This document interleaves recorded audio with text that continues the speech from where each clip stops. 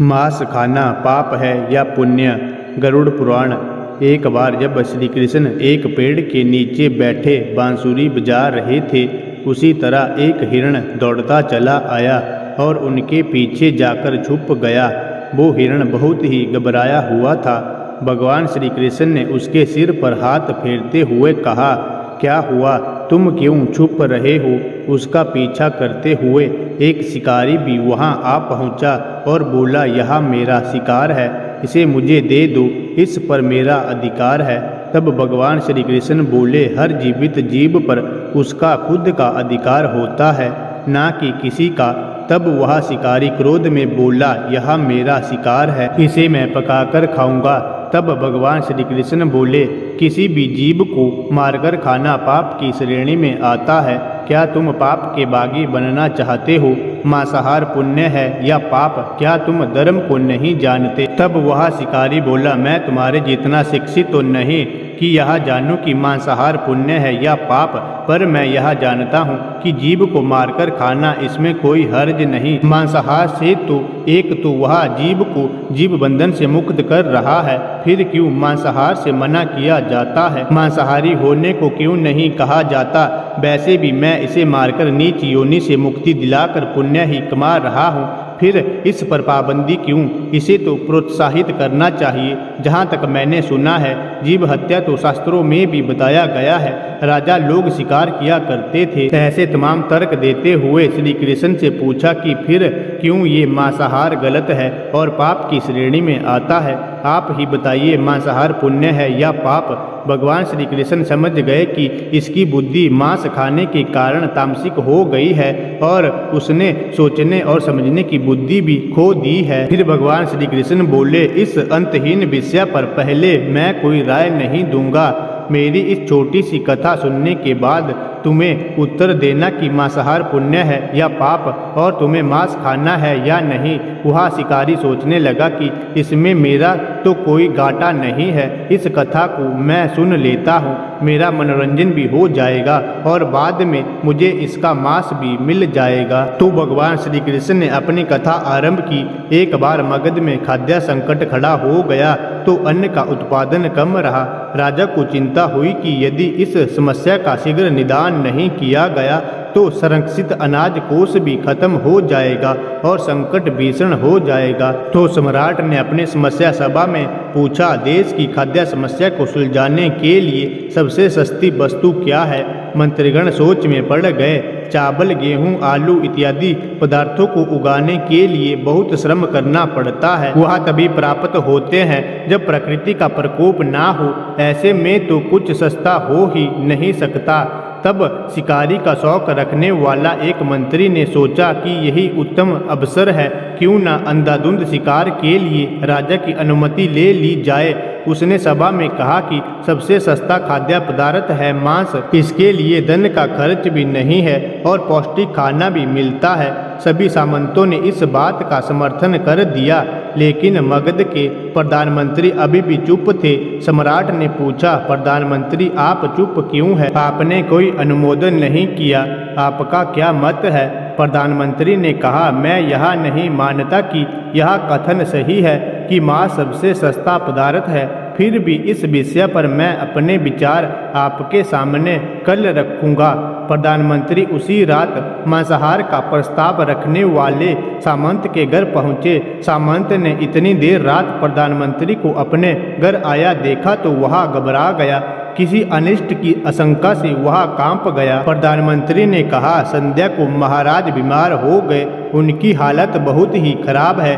राजवैद्य ने कहा कि किसी शक्तिशाली देह का 2 तोला मांस मिल जाए तो राजा के प्राण बचाए जा सकते हैं।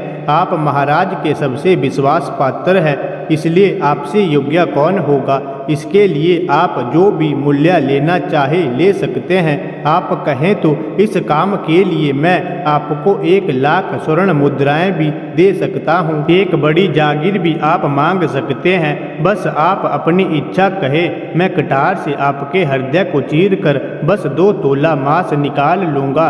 यह सुनकर सामंत के चेहरे का रंग फीका पड़ गया। गया। वह सोचने लगा, जब जीवन ही नहीं रहेगा तो लाख स्वर्ण मुद्राओं से मैं क्या करूँगा, और बड़ी जागीर भी किस काम आएगी। वह झटपट अंदर भागा और अपनी तिजोरी से 1 लाख स्वर्ण मुद्राएं लेकर आया। मुद्राएं देकर उसने प्रधानमंत्री के पैर पकड़ लिए और गिड़गिड़ाते हुए बोला, श्रीमंत, मैं आपकी 1 लाख मुद्राओं में अपनी 1 लाख मुद्रा और मिलाता हूँ।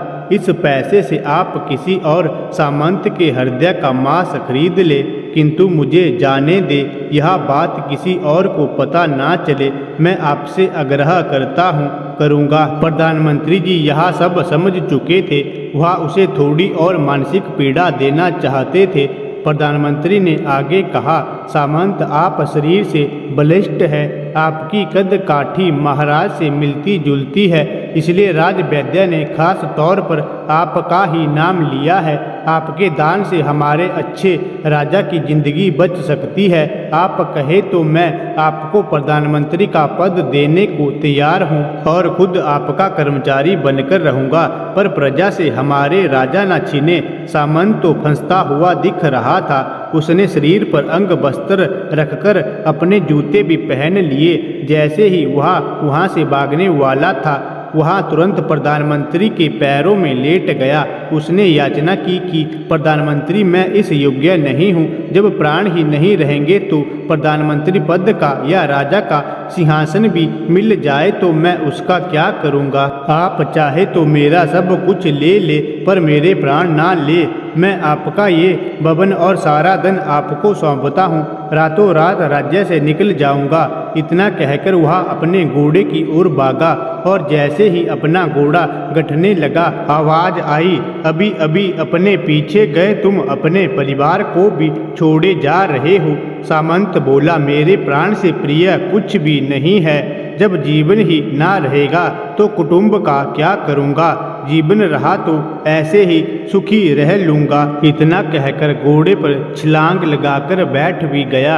वह अभी चलने को ही था कि प्रधानमंत्री ने घोड़े की साख पकड़ ली। वह सामंत से बोला, भागने की जरूरत नहीं है, आप आराम से घर पर ही रहो, मैं किसी और का प्रयास करता हूँ। यह कहकर प्रधानमंत्री वहाँ से चले गए। प्रधानमंत्री के वहाँ से जाने पर सामंत के अंदर कुछ जान तो आई, परंतु बेचैनी बनी रही। उसकी नींद खराब हो चुकी थी। मुद्राएं लेकर प्रधानमंत्री बारी बारी से सभी सामंतों के घर पहुँचे और सभी से राजा के लिए हृदय का 2 तोला मांस मांगा, परंतु कोई भी राजी ना हुआ। सबने अपने बचाव के लिए प्रधानमंत्री को लाख और 5 लाख मुद्राएं तक दे दी। इस प्रकार प्रधानमंत्री ने एक ही रात में करोड़ों स्वर्ण मुद्राएं जमा कर ली। फिर सुबह होने से पहले ही अपने महल में पहुंच गया। अगले ही दिन राज्यसभा में सभी सामंत समय से पहले ही पहुंच गए। सभी यह जानना चाहते थे कि राजा स्वच्छ है कि नहीं, लेकिन कोई भी किसी से भेद नहीं खोलता था। सबको राज वैद्य की तलाश थी, उनसे ही उन्हें कुछ सूचना मिल सकती थी। प्रधानमंत्री ने सैनिकों को आज्ञा दे रखी थी कि जब तक महाराज राज्यसभा में न आए, किसी भी सामंत को भी महल से बाहर जाने की आज्ञा नहीं है। राजा सभा में अपनी चिर परिचित गति में आए और अपने सिंहासन पर आकर बैठे। सभी सामंतों ने देखा, कहीं से भी राजा उन्हें अस्वस्थ नहीं लगे। उन्हें तो कुछ हुआ ही ना था। प्रधानमंत्री ने उनसे झूठ बोला। हर सामंत के मन में यही विचार चल रहा था, पर कोई भी किसी और को कुछ भी ना बोल रहा था। तभी प्रधानमंत्री ने राजा के समक्ष 1 करोड़ स्वर्ण मुद्राएं रख दी। राजा ने पूछा, ये स्वर्ण मुद्राएं किसके लिए है और कहाँ से आई। प्रधानमंत्री ने कहा, 2 तोले मांस के लिए इतनी धनराशि जुटाई है, पर मांस ना मिला। अपनी जान बचाने के लिए सामंतों ने यह मुद्राएं दी है। अब आप यह विचार कीजिए, मांस कितना सस्ता है। राजा को बात समझ में आ गई। उन्होंने प्रजा को अतिरिक्त परिश्रम करने का निवेदन किया और राजा के अनाज भंडार में से अनाज निकालकर श्रमिकों को दिया गया। उन्होंने पौष्टिक सब्जियों की खेती का तुरंत आदेश दिया। वह 1 करोड़ स्वर्ण मुद्राएं इसी कार्य के लिए और श्रमिकों के कल्याण के लिए खर्च की गई। ऐसे साग सब्जी तेजी से उगी जिससे प्रजा का कल्याण भी हुआ और पौष्टिकता भी मिली। कुछ समय बाद मौसम अनुकूल हुआ और खेती लहलहाने लगी। इस प्रकार राज्य से खाद्य संकट दूर हुआ। तो मित्रों, जीवन का यह मूल्य भगवान श्री कृष्ण हमें इस कथा के जरिए समझाना चाहते हैं कि हम यह ना भूलें कि जिस तरह हमें अपनी जान प्यारी है उसी तरह सभी जीवों को अपनी जान प्रिय होती है। अपने दिल से जानिए पराये दिल का हाल। यदि संसार के संबंधों से मुक्त करने का तर्क सही है, यदि जीव हत्या जीव को संसार बंधन से मुक्त करने का तरीका है, तो अत्याचारी द्वारा किया गया नरसंहार भी मान्य है। वह भी ये तर्क दे सकते हैं कि वह लोग जीवन के कष्ट से आप लोगों को मुक्त कर रहे हैं। अगर उसके लिए वह जीवन बोझ होता तो कभी भी अपनी जान बचाने के लिए संघर्ष नहीं करता, आपसे भागता नहीं। जो आपके सामने असहाय हो जाता है उसे प्राण गंवाने पड़ते हैं। जिन जीवों को मारकर आप खा रहे हैं उन्हें तो प्राण बचाने का अवसर भी नहीं मिलता।